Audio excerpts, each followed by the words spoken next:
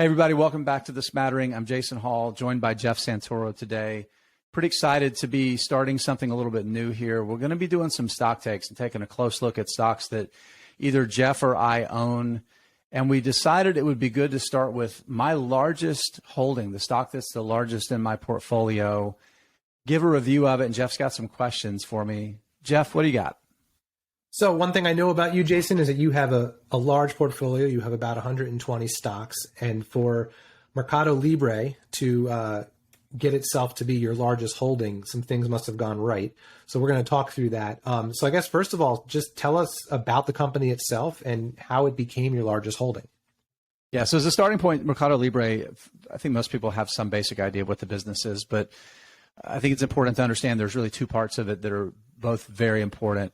Marcus Galperin founded the company in the late 1990s. He was a grad student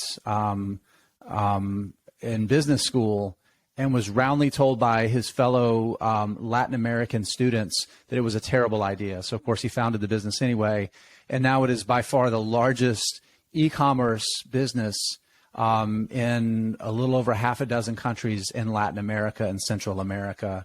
So that's the core business, and it's still growing at a very rapid rate. It's the MercadoLibre website, the platform, and then the back end is the logistics that it operates, the distribution centers to actually deliver those goods. There's lots of merchants that sell goods on the MercadoLibre platform, but then there's also the payments business, Jeff, that MercadoLibre started because there wasn't really anything for a lot of its potential customers who are unbanked, don't have access to digital payments. So it founded MercadoPago and established relationships with a lot of physical locations for people to be able to put money into their MercadoPago platform, so into their payments account. So what's happened? MercadoPago actually does more volume of dollars than MercadoLibre does. It's incredible that it's how it's grown, that more dollars from MercadoPago happen off of the platform. It's become the de facto digital payment system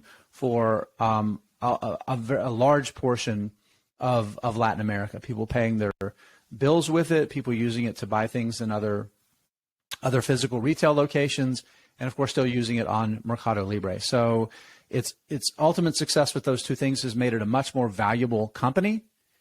And to answer that second part of the first part of the question is, how has it become my largest holding? The number one is just by being a big winner. So for those that are watching the video, you'll see I'm going to share it on the screen, but I'll talk through it for anybody listening on the podcast. You see the purple line. This is since I first opened my position and began buying stock in the company. It's up over 1,100%. This is since April 2014. By comparison, the S&P 500 is up 162% in total return. So it's delivered about seven-fold better returns than the S&P 500 over that same period. It's been incredibly successful. That's part of it. The other part of it, Jeff, is that this is a company that I have continued to dollar cost average into. I didn't, after those initial positions in 2014, I didn't add to it for 5 or 6 years, which in hindsight was a mistake. But I've added more money to this company over the past 12 or 18 months. I've continued to buy more shares. As a result, even though it's a 10-bagger based on those original investments, actually a 12.5-bagger, in total I've doubled my investment on it because I bought shares in the 80s and I bought shares for $1,000, right? So I continue to have very high conviction in this company. So you mentioned that the business started as that e-commerce platform in Latin America, but then they added the payments business. So what do you think between those two, between MercadoLibre and MercadoPago, which is more important to the future success of the business? I think they're both going to be really important for a long term, but for a long time. But I think at the end of the day, if we look back in 3 decades, I think there's a very good chance that MercadoPago could be the more impactful business. During the pandemic, again, the founder and CEO, Marcus Galperin, did an interview with the CEO of PayPal on a video blog that he was doing. And in that interview, he said that the company's mission is to make Latin America cashless, right? That to me says a tremendous amount about where the company's focus is over the long term. And at the end of the day, it can build a very large e-commerce business from here and continue to build on its real structural advantages to grow cash flows. But that's only going to be a small part of the entire economy in Latin America. And the payments business can participate in so many things that the e-commerce business that MercadoLibre just will never be able to be a part of. So then I guess my last question would be, what's the thing that could go wrong, right? So if this turns out to not be a great investment from here on out, what went wrong?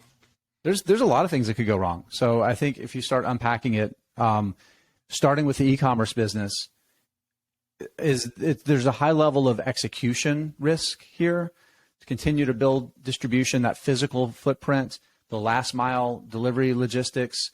These are higher capital, lower margin businesses, right? Where failures can be more catastrophic to your ability to generate cash, right? So I think that's an important thing to remember, is executing well on that. Is the execution risk is certainly higher there.